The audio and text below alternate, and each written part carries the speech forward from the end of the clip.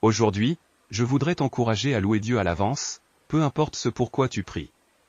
Remercie le Seigneur pour le miracle qui est à venir, loue-le pour la victoire qui approche et rends-lui gloire et honneur pour ouvrir des chemins, même si ce qui se trouve devant toi semble suggérer le contraire. Voici le point clé, lorsque tu loues le Seigneur à l'avance, tu détournes ton attention du problème, de la douleur et de la souffrance, et tu focalises ton regard sur Jésus-Christ. Et c'est là le pouvoir de louer Dieu à l'avance. En faisant cela, tu dis à ton problème qu'il n'est pas assez grand pour empêcher ton adoration du Seigneur. Oui, le problème peut te causer de l'inconfort, tu peux ne pas apprécier la situation que tu traverses, et la douleur peut être intense, mais Jésus-Christ est toujours plus grand que tout cela. En louant Dieu à l'avance, tu reconnais qu'il est plus grand que le problème, plus grand que ce patron difficile au travail. Tu déclares, Seigneur, ma voiture peut avoir des problèmes, mon meilleur ami pourrait m'avoir trahi, et en plus, j'ai des factures que je ne sais pas comment payer, mais tu es plus grand que tout cela. Il y a du pouvoir dans la louange à Dieu avant que la solution n'arrive. Une chanteuse gospel nommée Jacqueline Carr a une chanson intitulée « You're a Bigger », dans laquelle elle chante « Tu es plus grand que tout problème conjugal, plus grand qu'un foyer brisé, plus grand que nos erreurs. Les marques sur ton dos te rendent plus grand. Ton sang te rend plus grand. Ton amour te rend plus grand. Tu as vaincu la mort, et cela te rend plus grand. » Peuple de Dieu, nous devons louer le Seigneur, que nous ayons ou non ce que nous désirons. Nous devons le louer pour son sacrifice merveilleux. Il nous a tant aimés qu'il a donné son Fils unique pour que quiconque croit en lui ne périsse pas, mais ait la vie éternelle. Donc, je t'encourage à agir aujourd'hui. Peu importe ce que tu traverses, rien n'est plus grand que Jésus-Christ. Rien de ce que tu vis n'est plus grand que le Seigneur, car il est le Tout-Puissant. Dans Actes 16, Paul et Silas ne se sont pas concentrés sur la prison où ils se trouvaient, ni sur les gardes, les chaînes ou l'inconfort de la situation. Ils se sont concentrés sur Dieu. Actes 16, 25-26 dit, vers minuit, Paul et Silas priaient et chantaient des louanges à Dieu, et les autres prisonniers les écoutaient. Tout à coup, il y eut un tremblement de terre si violent que les fondations de la prison furent ébranlées. Aussitôt, toutes les portes s'ouvrirent et les chaînes de tous se détachèrent. Prions maintenant, cher Dieu, Tout-Puissant, souverain de tout l'univers, créateur de toutes choses, tu es divin dans toutes tes voies. Je me joins au chœur céleste qui chante, Saint, Saint, Saint est le Seigneur Dieu Tout-Puissant. Ta parole dans Apocalypse 5h12 dit, il disait d'une voix forte, le agneau qui a été immolé est digne de recevoir la puissance, la richesse, la sagesse, la force, l'honneur, la gloire et la louange. Mon cœur crie aujourd'hui en louange et en adoration. Je prie pour chaque personne qui entend ma voix, et en accord, nous disons, merci, Jésus, pour la guérison. Grâce à tes blessures, nous sommes guéris et restaurés, tant dans nos corps que dans nos émotions. Merci, Seigneur, à l'avance pour cette victoire qui est à venir, pour l'ouverture de cette porte d'opportunité. Merci pour le déversement de tes bénédictions merveilleuses et divines depuis les fenêtres du ciel. Je te loue à l'avance, car ma coupe déborde de faveurs et de bénédictions célestes. Tu es le Dieu Tout-Puissant, et je te loue à l'avance pour la restauration de mon mariage, pour la reconstruction des foyers brisés, pour la guérison des cœurs brisés de chaque personne qui écoute. Deutéronome 28, 12 dit, le Seigneur ouvrira les cieux, le trésor de son stock, pour envoyer la pluie sur ta terre en son temps et bénir tout le travail de tes mains. Tu prêteras à beaucoup de nations, mais tu n'emprunteras pas. Je te loue et te remercie pour cette promesse. J'ouvre mon cœur pour recevoir. Merci de bénir le travail de mes mains. Merci de faire de moi un créancier de nombreuses nations et non un débiteur. Tu es un Dieu plus grand que ce que mes yeux peuvent voir sur terre. Mes yeux peuvent voir des choses qui me rendent triste ou découragé, mais ma foi voit un Dieu capable de me sortir du puits du désespoir et de me placer sur un sol solide. Toi, Jésus, tu es plus grand que les problèmes financiers, plus grand que les dettes, plus grand même que l'argent et les richesses de ce monde. Mes yeux naturels peuvent voir le manque, mais ma foi voit le pourvoyeur. Mes yeux naturels peuvent voir la maladie, mais ma foi voit le guérisseur. Mes yeux peuvent voir le danger, mais ma foi voit le protecteur, qui est Jésus-Christ. Je te loue aujourd'hui, Seigneur, car la Bible dit que tu es capable de faire infiniment plus que tout ce que nous demandons ou pensons. Tu es digne d'être loué, Seigneur. Même pendant que j'attends avec foi, croyant et confiant que tu accompliras des miracles dans ma vie, je te loue simplement parce que tu es rempli d'amour et de miséricorde. Ta grâce est merveilleuse, tu es véritablement un Dieu admirable. Psaume 150, 2 dit, louez-le pour ses œuvres puissantes, louez-le pour sa grande majesté. Je te loue, Seigneur, pour qui tu es et pour ce que tu feras encore. Amen. Aujourd'hui, je veux t'encourager à louer Dieu pour ses actes puissants et pour sa grandeur incomparable. Je te loue pour ta majesté, Roi Jésus, et je prie pour que tu sois toujours le centre de mon cœur, le principal objet de tous mes désirs. De toute mon âme, je bénirai le Seigneur et n'oublierai jamais tous ses bienfaits, car il a pardonné toutes mes iniquités et guéri toutes mes maladies. Je te loue, Jésus, parce que tu as racheté ma vie de la fosse et m'as tiré d'un lieu si sombre, me couronnant de ta miséricorde et de ton amour inébranlable. Tu es digne de toute notre louange et adoration, car, Seigneur, tu as fait de nous une génération élue, un sacerdoce royal, une nation sainte. Je te remercie de nous avoir appelés des ténèbres et de nous avoir amenés à ta merveilleuse lumière. Père, je me sens renforcé par ta paix, réapprovisionné par ta joie, et, par-dessus tout, je reste dans la foi, attendant avec espoir un puissant mouvement de ta main dans ma vie. Que tu sois glorifié pour toujours, au puissant nom de Jésus-Christ, Amen. Combien de personnes comprennent vraiment ce que la Bible veut dire quand elle dit « marcher par la foi et non par la vue » ? Pour marcher véritablement avec le Seigneur, nous devons absolument refuser de nous guider par notre vision naturelle et notre compréhension humaine. Marcher par la foi exige une forte détermination à suivre le plan et la volonté de Dieu, indépendamment des adversités que la vie nous impose. Les choses de Dieu ne suivent pas toujours la logique de ce monde, mais nous avons besoin de foi pour le comprendre. Faire entièrement confiance à Dieu signifie renoncer à tout contrôle et remettre tout entre ses mains. C'est comme retirer tes mains de la situation et attendre l'action du Seigneur. Faire entièrement confiance à Dieu signifie que tu renonces à la confiance en toi-même ou en une autre personne. Tu cesses d'essayer de tout résoudre seul et laisses Dieu agir. Quand tu as foi, tu te reposes sur Dieu de la même manière qu'un enfant fait confiance à ses parents. C'est ce genre de foi qui plaît au Seigneur, la foi qui cherche en Dieu protection, provision et force. Éphésiens 3, 16-17 dit, « Je demande que, selon la richesse de sa gloire, il vous donne d'être puissamment fortifiés par son esprit dans l'homme intérieur, en sorte que Christ habite dans vos cœurs par la foi. » Note que la Bible dit que Christ habite dans nos cœurs par la foi. La foi chasse la peur, apaise un cœur troublé et est le remède pour l'angoisse. La parole de Dieu nous dit de ne pas laisser nos cœurs se troubler, mais de croire que Jésus-Christ nous sauvera et nous délivrera de tout ce que nous pourrions affronter dans cette vie. Psaume 50, 15 nous encourage, « Invoque-moi au jour de la détresse, je te délivrerai, et tu me glorifieras. » Dieu veut que nous l'appelions. Il dit, « Fais-moi confiance dans les moments difficiles et je te sauverai. » Alors, mets ton espoir en Dieu, car il a toujours la solution parfaite. Que ce soit le jour ou la nuit, ton chemin de sortie est déjà préparé, et ton avenir est entre ses mains. Pourquoi ne l'appellerais-tu pas? Tu as le droit de l'appeler, car tu es un peuple choisi, un sacerdoce royal, propriété exclusive de Dieu. Il y a un dicton qui dit, « Si tu ne restes pas ferme dans la foi, tu ne resteras ferme en rien. » Alors, laisse-moi te demander, es-tu ferme dans la foi? Vis-tu par la foi? Marches-tu par la foi? La foi est une vie d'action fondée sur ce que tu crois être vrai. Par exemple, le fait de ne pas s'inquiéter est le résultat de ta foi en ce que Dieu contrôle tout. Le fait de ne pas essayer de tout résoudre seul est également le fruit de ta foi en ce que Dieu prend soin de tout. Jésus-Christ a dit, « Que votre cœur ne se trouble point. » Pourquoi a-t-il dit cela? Parce qu'il veut que nous ayons foi en ce qu'il prendra soin de tous nos besoins. Une autre façon de comprendre ou de définir la foi est qu'elle consiste à faire ta part, faire confiance à Dieu pour faire sa part. Ta part est de croire, et c'est tout. Ensuite, tu laisses Dieu faire sa part. Ta part est de te tenir ferme à la parole de Dieu, qui nous assure que rien n'est impossible à Dieu. Alors, je te demande encore une fois, fais-tu ta part?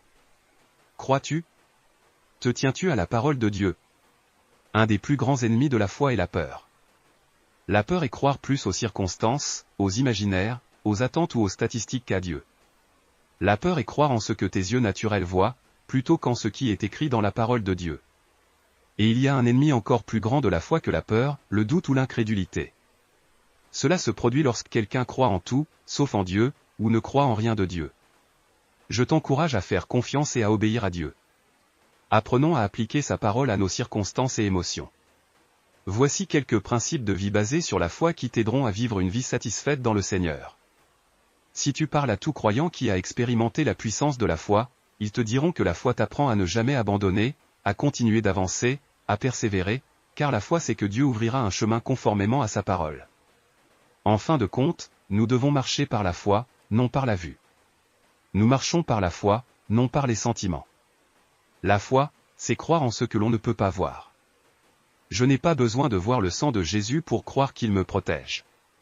Je n'ai pas besoin de voir des anges pour croire que Dieu les envoie pour me protéger. Je n'ai même pas besoin de voir le Saint-Esprit pour croire qu'il a du pouvoir. La foi, c'est croire assez longtemps et avec suffisamment de force, et tu seras surpris de ce que Dieu peut faire. La foi est une exigence pour le croyant. C'est le centre de notre vie chrétienne. C'est par la foi que nous acceptons Jésus-Christ comme notre Seigneur et Sauveur. C'est aussi par la foi que nous vivons nos vies avec joie et satisfaction, sachant que nous passerons l'éternité avec le Père Céleste. Et peut-être que l'un des versets les plus importants de la Bible sur la foi est Hébreux 11:6, sans la foi, il est impossible de plaire à Dieu, car il faut que celui qui s'approche de Dieu croie qu'il existe. Nous devons croire qu'il existe et qu'il récompense ceux qui le cherchent avec diligence. Dieu tend la main vers nous et dit, « Venez à moi, vous tous qui êtes fatigués et chargés, et je vous donnerai du repos. Prenez mon joug sur vous et apprenez de moi, car je suis doux et humble de cœur, et vous trouverez du repos pour vos âmes. Car mon joug est doux et mon fardeau léger. » En plaçant notre espoir en Dieu et en lui faisant confiance, nous sommes également encouragés à être joyeux, à avoir un cœur reconnaissant et plein de gratitude en toutes circonstances. Le message de Paul pour nous dans 1 Thessaloniciens 5, 16-18 est aussi important et pertinent aujourd'hui qu'il l'était à son époque. Il nous encourage en disant, « Réjouissez-vous toujours, priez sans cesse, rendez grâce en toutes choses, car c'est la volonté de Dieu en Christ Jésus pour vous. » Si nous réussissons à vivre ces paroles, si nous nous accrochons à Dieu, quelles que soient les circonstances, nous pouvons surmonter tous les obstacles et problèmes que nous rencontrons dans ce monde. Quelle que soit la situation à laquelle tu fais face, je veux te rappeler que tu es plus que vainqueur en Jésus-Christ. Et laisse-moi te dire quelque chose, là où Dieu travaille, le diable travaille aussi, mais il travaille en opposition au Seigneur, essayant de perturber ou de décourager tout mouvement de Dieu parmi son peuple. Regarde, quand nous nous engageons à accomplir la vision de Dieu pour nos vies et que tous les plans externes de l'ennemi échouent, que penses-tu qu'il se passe? Lorsque toutes les attaques externes du diable échouent, il commence à attaquer de l'intérieur. Le diable tentera de planter une graine en toi lorsqu'il ne peut pas t'affecter physiquement. Regarde-toi attentivement. Que tente le diable d'utiliser pour te distraire de l'être chrétien efficace que tu es? Que utilise-t-il pour te décourager? Des pensées de doute, d'insécurité ou d'inadéquation? Nomme ton ennemi et repousse-le. Lorsque le diable a essayé de me condamner, j'ai découvert qu'il n'y a pas de condamnation en Christ. Lorsque le diable a pointé mes faiblesses et a ri, j'ai découvert que la grâce offerte par le Seigneur était suffisante pour moi, et dans ma faiblesse, sa force se perfectionne. J'aime vraiment Jésus-Christ parce que, lorsque Satan a voulu me rejeter, lorsqu'il a essayé de me convaincre que je ne méritais pas l'amour à cause de mes péchés, j'ai trouvé une invitation à me rapprocher du trône de la grâce. J'ai trouvé une invitation ouverte à m'approcher avec confiance du trône de la grâce pour obtenir miséricorde et trouver grâce pour aider en temps de besoin. Maintenant, voici pourquoi la parole de Dieu est puissante, lorsque tu la lis, elle agit comme un miroir. Et lorsque tu lis la parole de Dieu, tu dois te demander, est-ce réel pour moi? Je vis cette vérité dans ma vie? Jacques 1, 22-24 dit, soyez des praticiens de la parole, et non seulement des auditeurs, vous trompant vous-même. Car si quelqu'un est un auditeur de la parole et non un praticien, il est semblable à un homme qui regarde attentivement son visage naturel dans un miroir, il se regarde lui-même, s'éloigne et oublie immédiatement comment il était. Mais celui qui plonge dans la loi parfaite de la liberté et y persévère, non seulement en auditeur oublieux, mais en praticien de l'œuvre, celui-là sera béni dans son action. Le défi est d'être praticien de la parole, et non seulement auditeur. Comment est notre caractère? Comment est notre style de vie? Vivons-nous de manière à plaire à Dieu? Vainquons-nous ces batailles privées auxquelles nous faisons tous face? Mes actions correspondent-elles à ma foi? Mes paroles correspondent-elles à la parole de Dieu?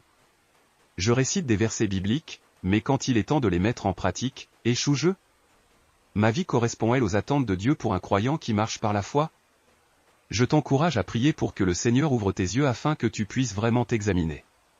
Lorsque tu te prépares à la correction, tu découvriras que le Saint-Esprit commencera à te convaincre de plus en plus.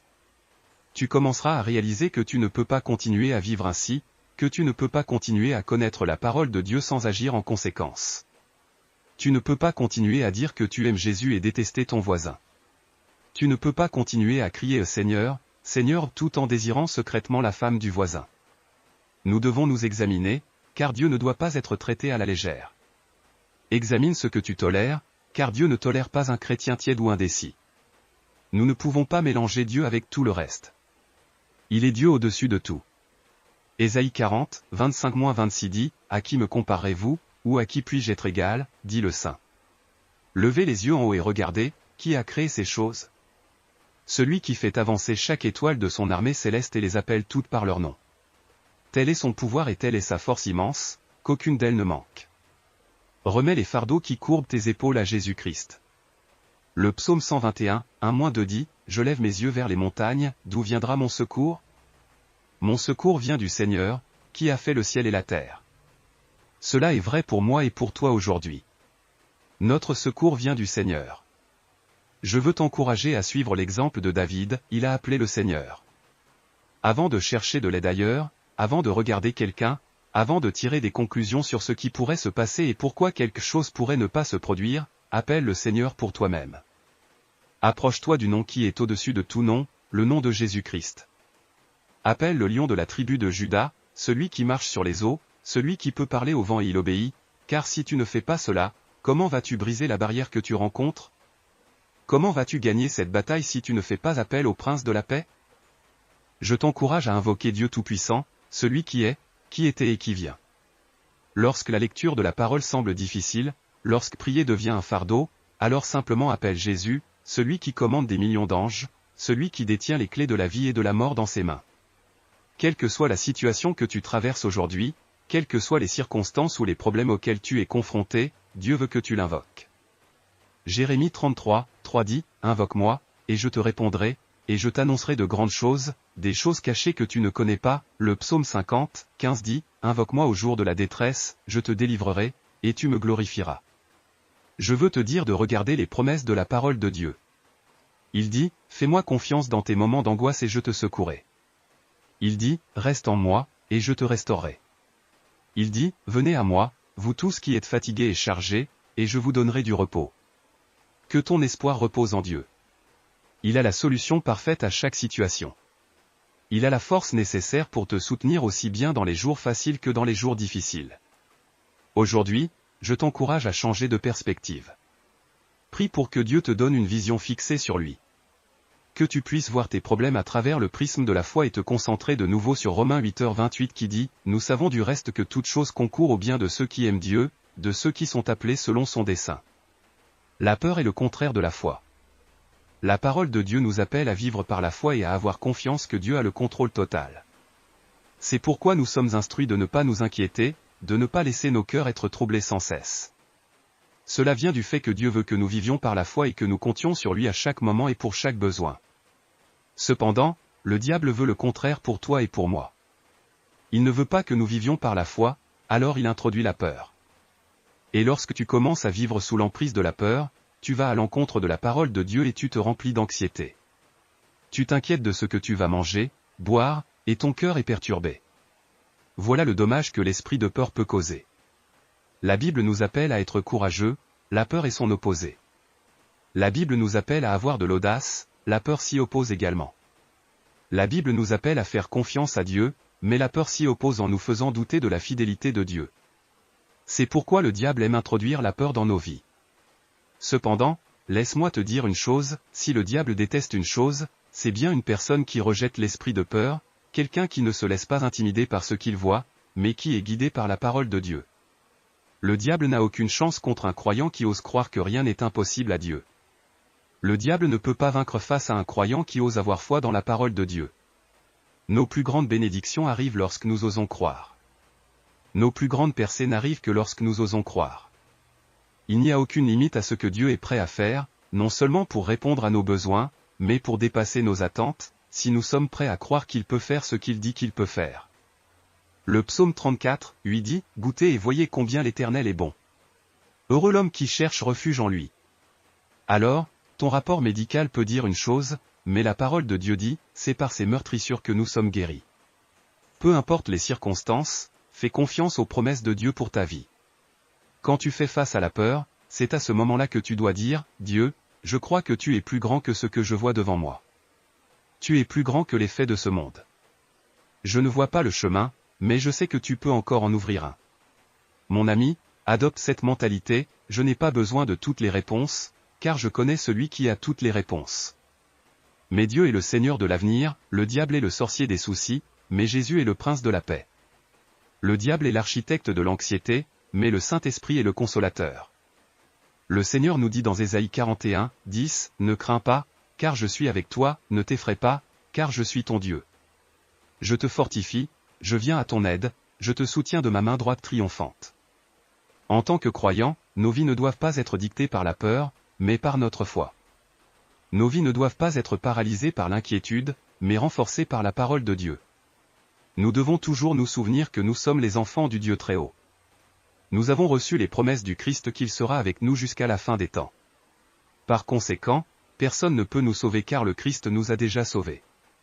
Le stress et l'anxiété n'auront pas le dernier mot, car le Christ a déjà eu le dernier mot.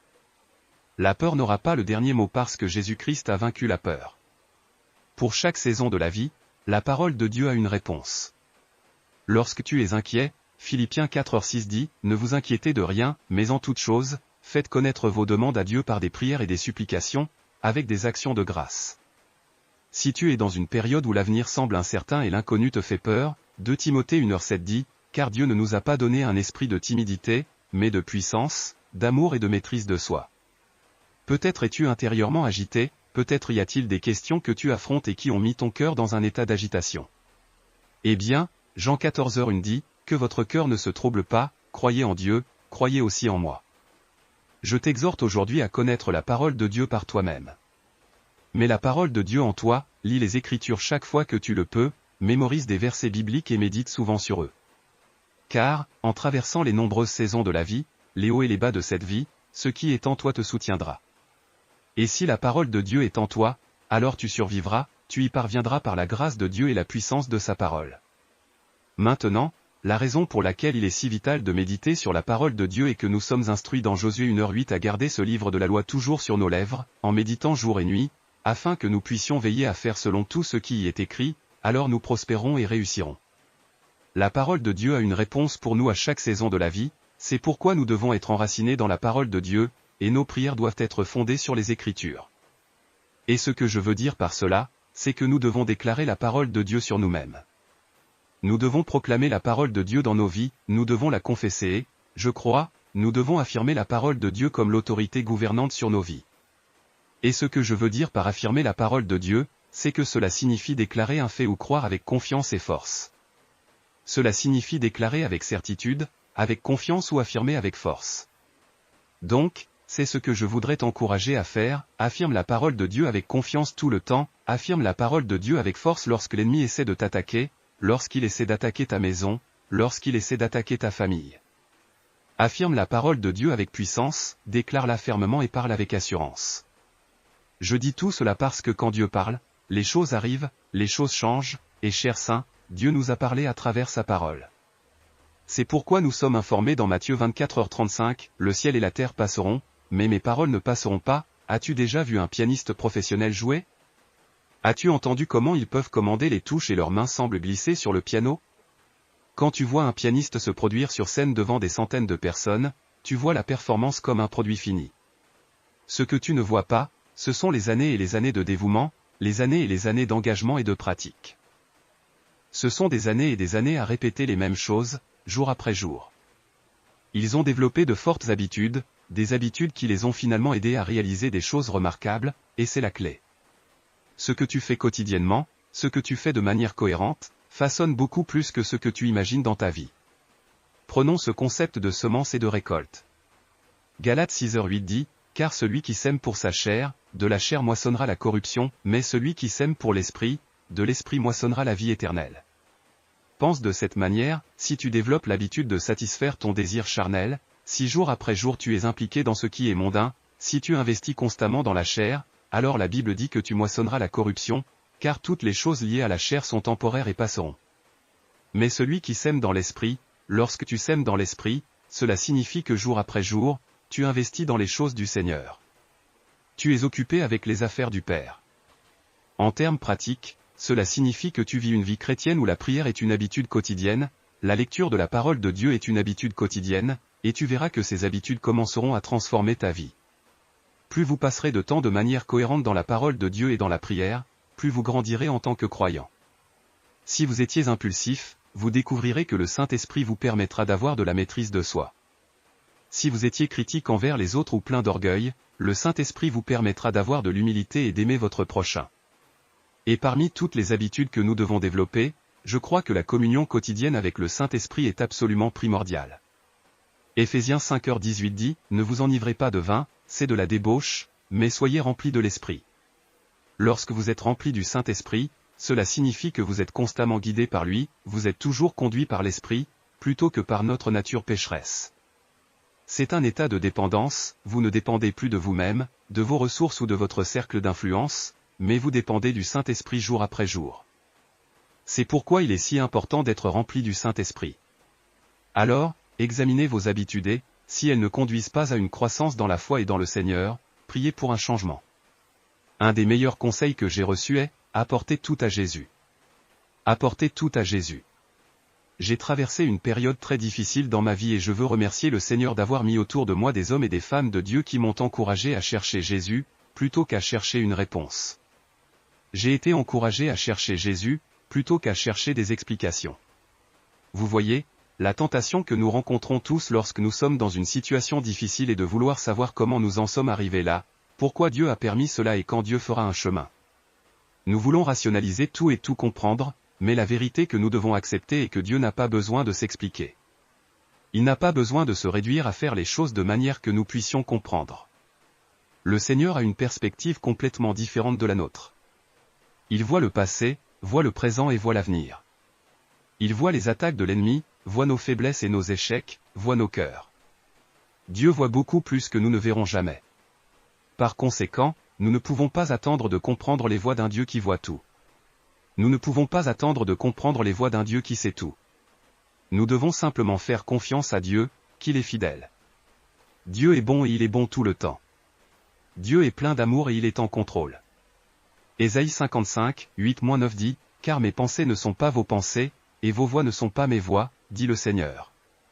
Car comme les cieux sont plus hauts que la terre, ainsi mes voix sont plus hautes que vos voix, et mes pensées plus hautes que vos pensées. » Maintenant, je veux vous encourager aujourd'hui et vous dire que, peu importe quel est votre problème, peu importe à quoi ressemble votre problème, ne dépensez pas votre énergie à chercher des réponses.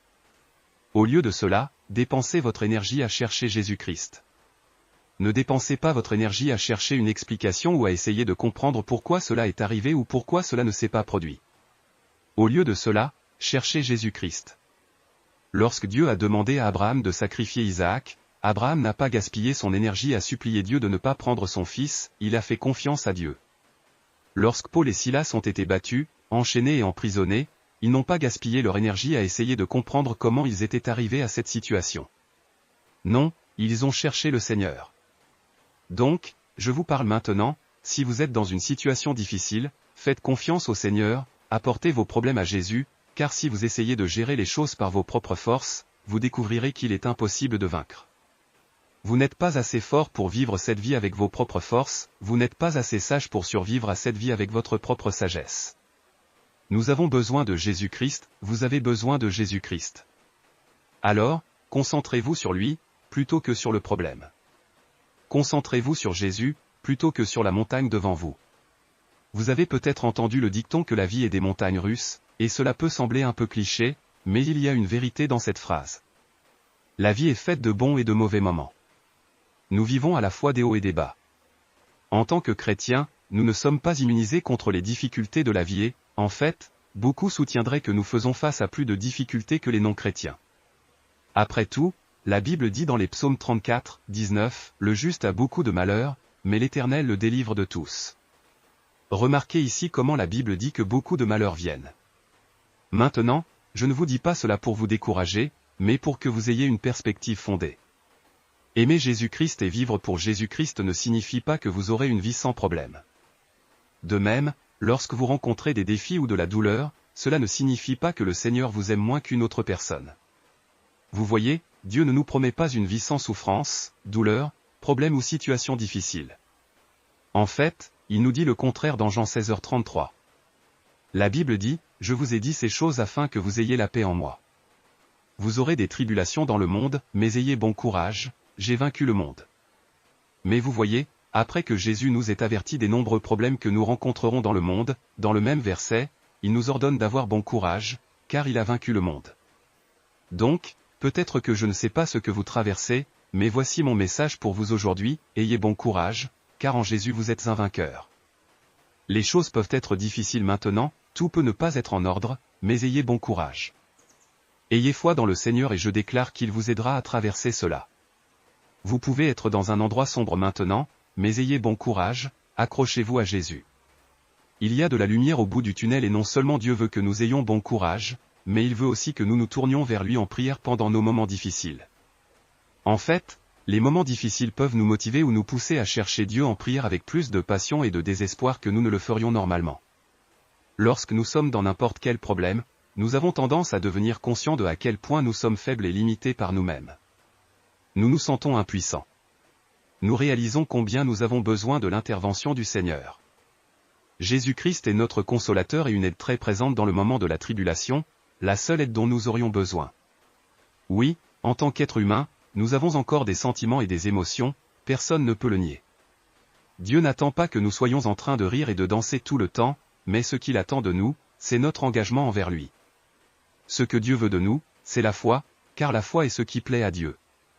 La foi est ce qui fait agir Dieu. Alors, chers amis, ayez bon courage. Jésus-Christ a déjà vaincu.